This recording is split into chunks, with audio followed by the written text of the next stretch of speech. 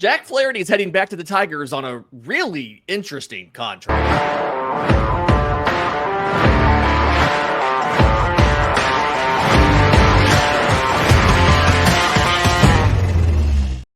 Yes, welcome on in to First Pitch for Monday, February 3rd, your source of news, notes, and updates on Major League Baseball. I'm your host, Lindsay Crosby. You can follow me on Twitter at Crosby Baseball. He's Troy Brock, Troy B Baseball on the Twitter machine. And Troy, I was worried about what we were going to talk about today. We saw a signing late last night. Jack Flaherty returning to the Detroit Tigers a year after he took a one-year deal to try to rebuild his value. He goes back to the Tigers, 2 years, $35 million. It's a $25 million salary in 2025. He has an opt-out, but if he starts 15 games in 25, then his guaranteed salary in 2026 goes from $10 million to $20 million. Really interesting deal. Really kind of surprised that Jack Flaherty didn't find the multi-year deal. I know he struggled after he left the Tigers for the Dodgers at the trade deadline.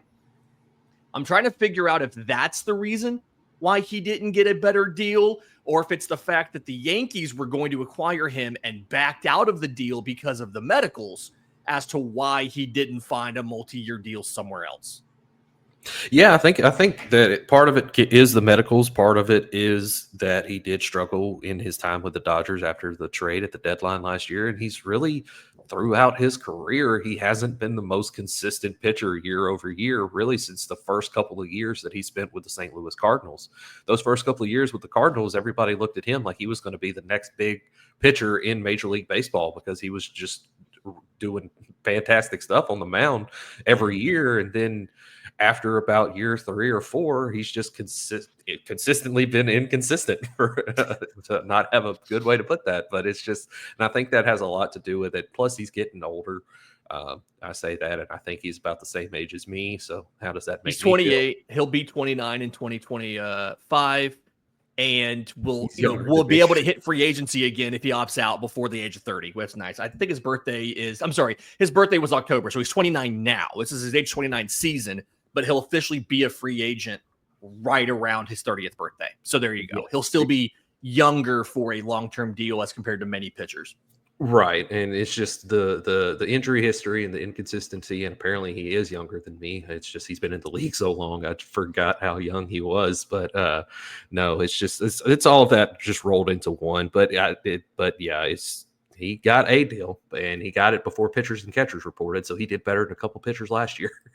Yeah, Jack Flaherty is one of those guys that's kind of been a little bit outspoken publicly, on Twitter and things like that about how the Dodgers are signing guys, but everybody else could too. They're just choosing not to, and some of that stuff. So it's nice to see him get a deal, but it is kind of odd to see him have to go back. And to your point on the inconsistency, so 2019, his third year in the league, second full season, best season of his career. He made 33 starts, 196 in the third innings, led the National League in both WHIP and hits per 9 innings, was a fourth place finisher for the Cy Young after going 11-8 with a 2.75 ERA. 2020, only 9 starts, ERA of close to 5. And since then, kind of struggled a little bit. Wasn't bad in 21, ERA of 3 and change. But in 2022, only 36 innings, ERA of 4.25. 2023, he was traded from St. Louis to Baltimore. And it was after coming back from a major surgery, and he really struggled with the Orioles down the stretch. He had a 4.43 ERA with the Cardinals. He had a 6.75 with the Orioles, and they actually put him in the pen for the last couple outings of the year. Signs with Detroit, 2.95 ERA in 18 starts, 11.2 strikeouts per 9 innings, 1.6 walks. After going to LA, he goes 6-2, but a 3.58 ERA. So his ERA goes up by 0.6 of a run. His strikeouts go from 11.2 to 9.9 per 9 innings. His walk rate goes from 1.6 to 3.1. He gets to the postseason, and he wins a World Series, but he made 5 postseason starts with an ERA of 7.36. Right. 18 earned runs on 24 hits in 22 innings, 6 home runs allowed, 9 walks to 15 strikeouts. So a little bit of worries about kind of running out of gas, a little bit of worries about the injury, and, it was the forearm, the back, some issues last year. Real quick, on the Tigers rotation, I think we see the Tigers rotation a bit differently. I like this. I don't think it's the best rotation in the division, but I do genuinely like this rotation. You've got Tariq Skubal, the reigning Cy Young winner, at the top. Flaherty, if he can repeat what he did in Detroit last year, is a very good number 2. I think Jackson Jobe is one of the top prospects in baseball for a reason. Reese Olson has shown promise, has to put it together. You brought in Alex Cobb. You've got former number 1 overall pick Casey Mize, an Auburn guy. You have a really talented 1 through 5 and Alex Cobb. And then you've got some promising pieces kind of in the farm system, in your AAA, things like that. It feels like it's good enough to make Detroit a legitimate contender in the division. But you feel otherwise, don't you? Yeah, I still, I mean, you're banking on, I mean, I think I like that Jack Flaherty is back with Detroit. I kind of have been banging that drum that he should be going back there pretty much all offseason. Because to your credit. Because they have needed rotation help, and Alex Cobb, adding Alex Cobb is not really too much rotation help, but I do think it's a good rotation. I think that some people are kind of overblowing it. We still don't know for sure. Like, yes, Jackson Jobe is a top prospect, but we don't know 100% for sure that he's going to be what everybody expects him to be, especially in his first full season in the majors. I mean, he could turn out to be that in a couple of years. And then Casey Mize, he's been inconsistent and hurt throughout his career, and so you don't know what you're going to get there. But it's a very top-heavy rotation. I think Tariq Skubal is still going to be one of the best pitchers in Major League Baseball in 2025. I don't think that's going to change for quite some time. I think he has firmly cemented himself in the top 5 pitchers of Major League Baseball since coming back from injury in 2023. Ooh, we need to have that conversation and one day and rank these pitchers. I'm just kind of curious. I'm not ready for that. We're not doing that right now. We need to do that some time in the future. Yeah. But just as a whole, it's a good rotation, and they definitely have the talent is there. They just need it to be there day in, day out for a full 162 games. I still don't think they're going to make the playoffs, but because I still need to see that offense take a major step forward than from where it was last year. And I need to see that rotation do what they're capable of doing day in and day out, and not just rely on Tariq Skubal and Tyler Holt in the bullpen MVP vote. There you go.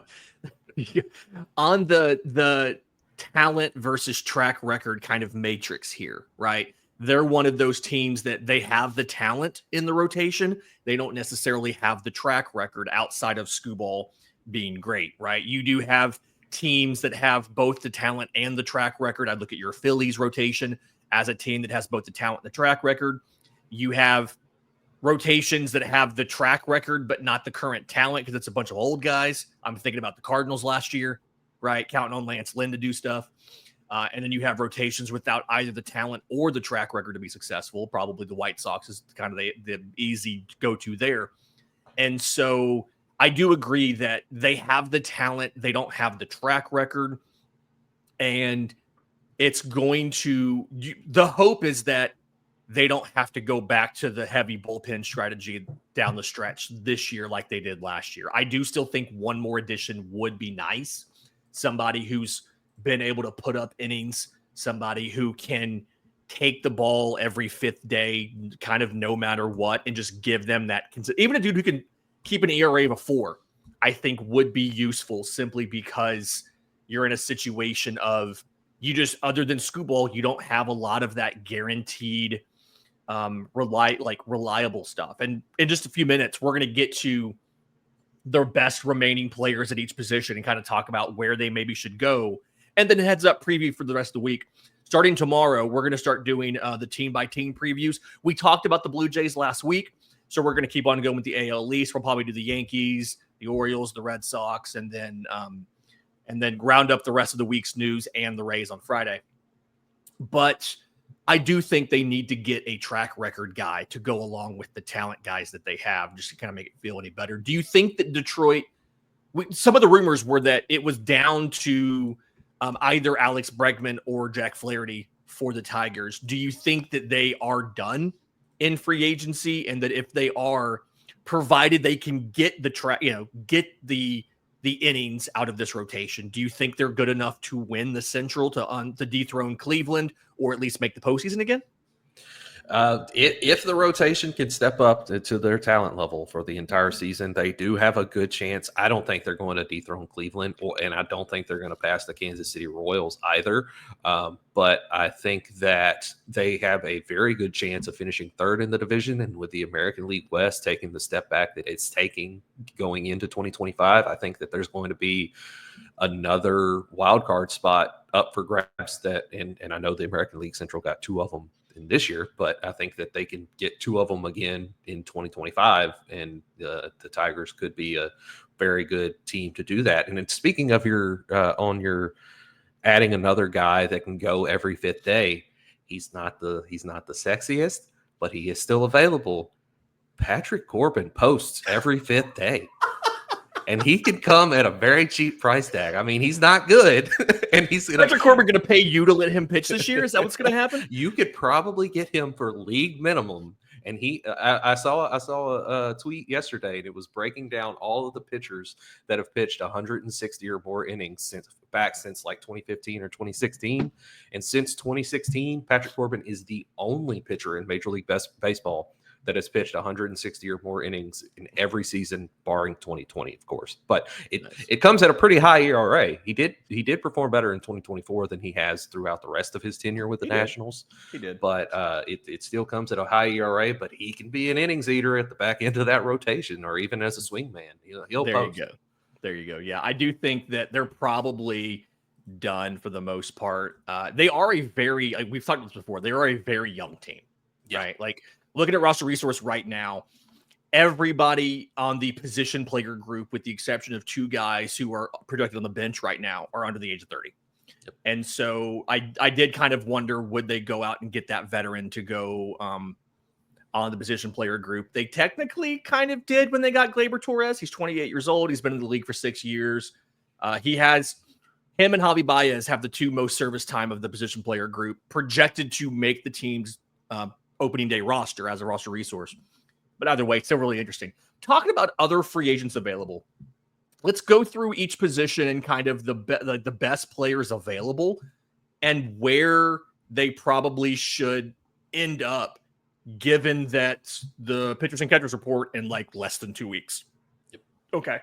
Catcher, your 2 most notable options here, and I use notable in air quotes, James McCann and Yasmani Grandal.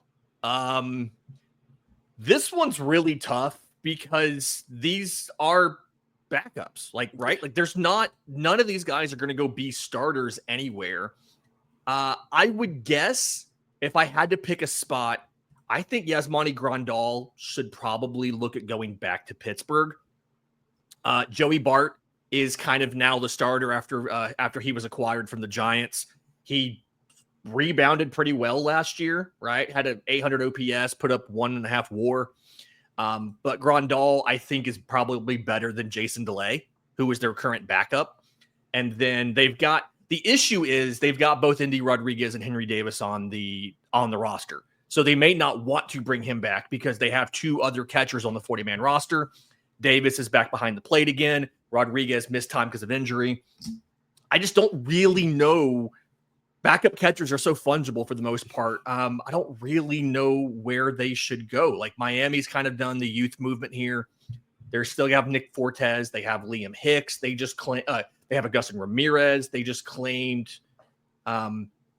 somebody else. Like, they've got plenty of catchers. I don't really know for the catchers where they should go because they're just backups. They're not starters.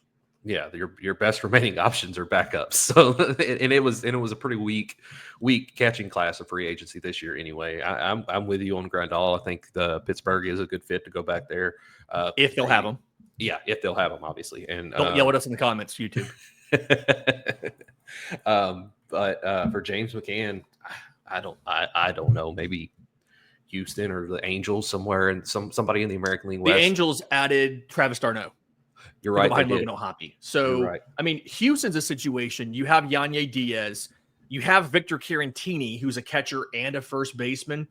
But he was not bad last year. And so, like, if you do it, could you maybe, like, battle for the third job? Cesar Salazar is the third guy. I think you're better than him. Yeah. But, like, what are the odds? Unless Caratini's going to play more first base with Singleton. But, again, I'm sorry.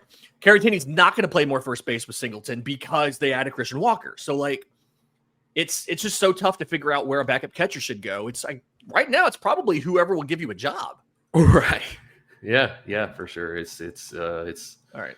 Not a good look for catchers. So yeah, let's move on from these nerds. First base, we have Pete Alonso and Anthony Rizzo. We've talked Pete Alonso ad nauseum. Do we think the Mets would bring him back at this point, or have they kind of moved on based on their Cohen's public comments and all of that? And if they have, where should Pete Alonso go? I mean, at this point, there's really only 3 teams that need a first baseman. So he's either, and one of them doesn't even really need one. They just kind of say they want one, and that's the Blue Jays. And then the Mets still need a first baseman to replace Pete Alonso, and the Seattle Mariners. So I mean, I think he still might go to the Mets. It's not going to be great, and it's not going to be near the contract that he wants, but it's going to be one that he more deserves.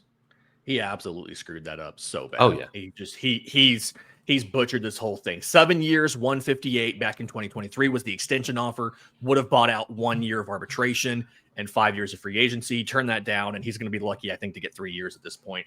Yep. All right. Second base, Jose Iglesias and Brendan Rodgers.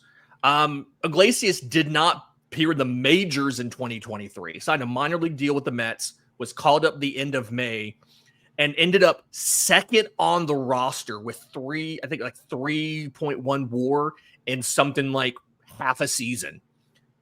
So Jose Iglesias, Brendan Rodgers, who needs to add a second baseman? Yeah, it's that one's kind of tough too, just because really Jose Iglesias is more of a small sample candidate than somebody that could probably do that over the full season. His BABIP was 382. That's coming down. Oh yeah, 100%. But teams that need a second baseman, the Yankees still need a second baseman. Here's my thing: Brendan Rodgers to the Yankees. Ooh, I like the that. Dude's won a Gold Glove before. He can put up double-digit homers. That lets you put Jazz at third. I think that's. I mean, he was below average from an OPS plus perspective last year. He is a righty, so he doesn't give you the advantage of the short porch. Maybe that's why they haven't done it. But he gives you the defense that you need. Mm-hmm. And then that means you can put Jazz at third, where I think Jazz can be really good. He's got an arm. He looked good there last year on the fly. He's got 2 arms. I don't know where Iglesias is going to sign as a backup somewhere, right? He's going to try to surprise somebody in spring. I had somebody ask me if the Braves should take Iglesias. I wouldn't be opposed to bringing in the veteran. But money perspective, I don't know. But Brendan Rodgers to the Yankees feels like it makes a ton of sense. Yeah, I like that a lot, especially with them adding Max Fried. They're going to need a lot more defensive help on the infield because he's absolutely are pretty big ground ball pitcher. And right now, if somebody hits the ball to second base, there's nobody there to stop it. So, but what? DJ LeMahieu's not a good enough defender for you at second base? Is that I mean, if he can crawl over to the ball quick enough, maybe. But is that not a thing we're gonna do? Yeah, Oswald Peraza. Okay, third base: Alex Bregman and Juan Moncada. Where should Bregman go? If the Tigers aren't done, I think that he should go to the Tigers just to reunite with AJ Hinch. I mean, his best seasons were spent under AJ Hinch as a batter, and he's a good defender, and he'd be a good veteran for that young lineup. He's 30, so he drastically increased the average age of their roster. There you go. But yeah, either the Tigers or the Astros for Bregman. Nice. I'm going to say the Red Sox, but they're going to screw it up, and they're instead of keeping the Gold Glove third baseman at third, they're going to move him to second, which, hey, Alex Bregman had the weakest throwing arm of any third baseman last year. He still won a goal. He still was a good defender despite that. So it makes sense he would move to second eventually, but Ralphie Big Scoops is not good at defense at third base. So you would have a really tough defensive infield. Tristan Cassis, by the way, has one of the weakest throwing arms at first base. You just have Trevor Story has one of the weakest arms at shortstop. You would just have a noodle-armed infield out there. But I could see them, they've not been able to figure out second base, right? No. Is it possible that Marcelo Meyer, the top shortstop prospect, eventually ends up coming up and sticking and they move Story into second? Yes. But like right now, it's going to be some combination of David Hamilton, Vaughn Grissom, Romy Gonzalez. You've got a bunch more, top prospect Christian Campbell's there, which makes it tough to bring in a guy to play second. I do still think you can maybe bring him in for third. There's options here, but nothing's really good for Bregman, and that's kind of what sucks is there's no real great options. Moncada, I think, is kind of a buy low, backup only. Maybe the Marlins. There's no reason why the Marlins should not be going out there. Like, you can't be like, oh no, we have to save play time for Connor Norby. Like you absolutely, that's a situation where you can bring in a guy, a veteran like this. If he works out, you flip the deadline. If you don't, it's kind of like Tim Anderson last year. You eat the money, you let him go. So makes a lot of sense. Shortstop, Paul DeJong, Nick Ahmed are your top two. Ahmed's won 2 Gold Gloves. DeJong was actually hit 20 homers last year. Hit 24 homers, had 1 WAR at age 31. Was the starter at shortstop for the White Sox, went to the Royals and played some third base for them. Paul DeJong and Nick Ahmed, who needs to bring in a shortstop? Yeah, that's probably going to be on a contender. They'd be a backup, really, even with Paul DeJong hitting 24 home runs and having 1 WAR. Ahmed's probably a minor league deal, just given the fact that he can't hit. He hit 229 last year. Oh, yeah. Honestly, who needs an upgrade offensively at shortstop and could use Paul DeJong is the Atlanta Braves. I have said this on the podcast before. Like, hey, Paul DeJong should come in. He's a guy that, from a splits perspective, right, he does have splits. Last year, he hit, I think it's like 40 points better against righties than lefties. You can platoon him and Orlando Arcia, and he gives you a high-quality backup if either Arcia or Ozzie gets hurt, because they both get hurt all the time. I've said this. They did trade for Nick Allen from the A's. It kind of feels like Nick Allen's going to end up being the backup in the infield, but I'm not opposed to Paul DeJong going to the Braves. They like dudes that can hit for power. He hit 24 homers last year. Like, he's got enough power for you. I think he's okay enough defensively. He can be a backup, compete for the starting job. There you go. Minor league deal for Paul DeJong. Let's do it. Yeah, absolutely. And like you said, the splits with Orlando Arcia, getting Orlando Arcia off the field for 162 games would feed families, because the Braves fans would be out. There'd be parades in Atlanta, even in what month is it? February. Nice.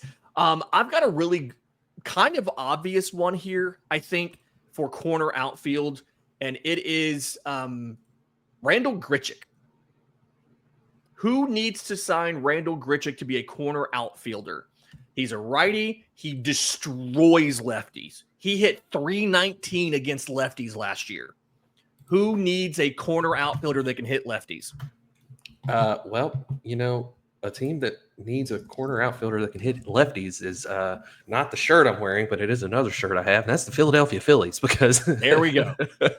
That's where I was going with that. I'm glad you picked up what I was putting down. Yeah, they Max Kepler's a lefty, and they brought him in, and they paired him with Brandon Marsh, who is also a lefty, and Johan Rojas, who can't hit, and Nick Castellanos, who also can't hit. So the Randall Grichuk, he hit 254 last year. He just was the worst outfield defender in baseball. But yeah, absolutely. And I'm big on Randall Grichuk. I've always liked Randall Grichuk. I don't know why. I've just always been a big fan of Randall Grichuk, and I would really enjoy seeing him in red pinstripes. There you go. Center field, Harrison Bader, Michael A. Taylor. Who needs a center fielder? Well, both of those guys are really, I mean, Harrison Bader can provide some offense, but he's still mostly a defensive first center fielder. Um, Center field is tough. I got this. Oh, yeah? Who you got? Cleveland Guardians. Yep. You know who their center fielder is projected to be right now? Lane Thomas. Oh, yeah. Ooh, no. Yeah. And again, like I like Lane Thomas, right? I don't think he's a bad player. But is Lane Thomas a center fielder? I don't really think so. Look at the situation the Nationals had last year. You know who one of their center fielders was on opening day? Eddie Rosario. Yeah. I don't think Lane Thomas is probably closer defensively to Eddie Rosario than he is to Harrison Bader. So you moved on from Miles Straw. He went to the Blue Jays. Like you don't really have a no doubt slam dunk center fielder. Bring in Harrison Bader or Michael A. Taylor. That gives you the option of now you've got Stephen Kwan in left, who is not coming off the field. You've got Lane Thomas and Will Brennan for right. There, guess what? Brennan's a lefty. Thomas is a righty. You can platoon as you need to. If Thomas gets hot and goes back to his original form, you can play him every day. If he doesn't, you can platoon him with Brennan. It makes a ton of sense to me. The question is, are the Guardians going to actually spend money? Bader made $10.5 million of the match last year. Like, I feel like he would be probably the fourth highest paid player on the Guardians if they signed him to a similar deal. So are they going to spend the money to get him? Fallback though, Michael A. Taylor. He was I think he was third among center fielders in DRS, and he only played 113 games. Like, if you want a glove only dude, go get Michael A. Taylor, and he's only a season removed from hitting 20-something home runs in 2023. Yeah, no, I completely agree with you. I like that a lot. Both of those, either of those to the Guardians, they could definitely use a center fielder. Okay. Not going to ask which team, but just kind of who would you rather have? If you want to sign a DH, would you rather have Justin Turner or JD Martinez? I'm a little bit partial to Gingers, as my wife and my son are both one. So I'm going to say Justin Turner. Yeah, Justin Turner as well.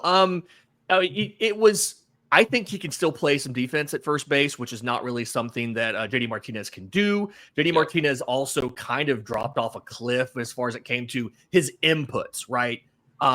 His exit velocities, his hard hit rates, things like that. I'd rather have Turner if it's me. That just feels like a safer bet than Martinez. Oh, yeah. When it comes to starting pitching, here's the one that I'm thinking about for the Tigers. Your options are Nick Pivetta. Give me Kyle Gibson on the Detroit Tigers.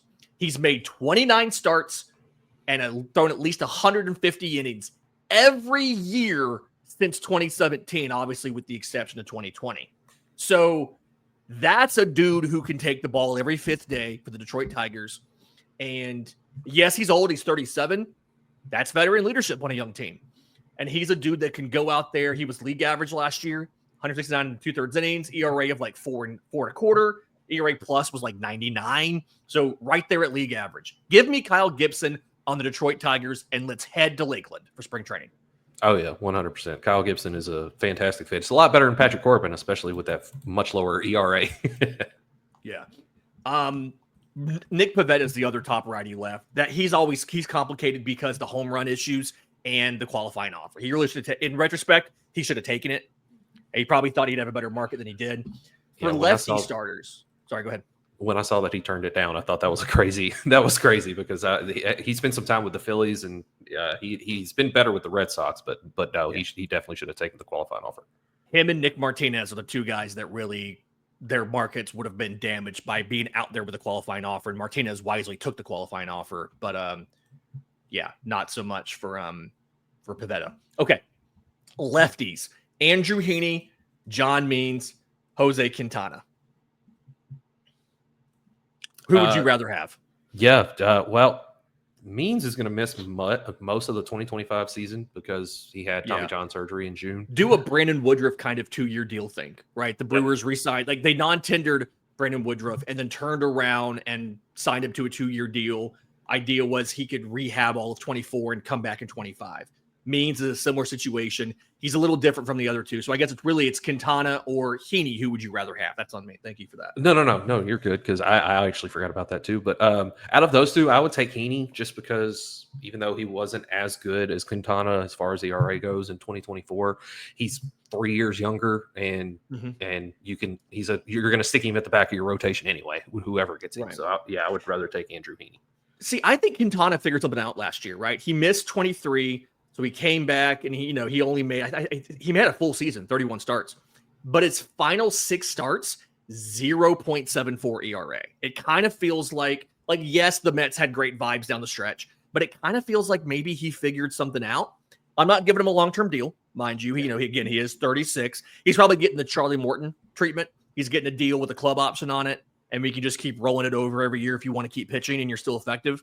But honestly, that's just banking on something like that. You've got to go ahead and see if maybe that was more than just a flash of the pan. And so give me Quintana.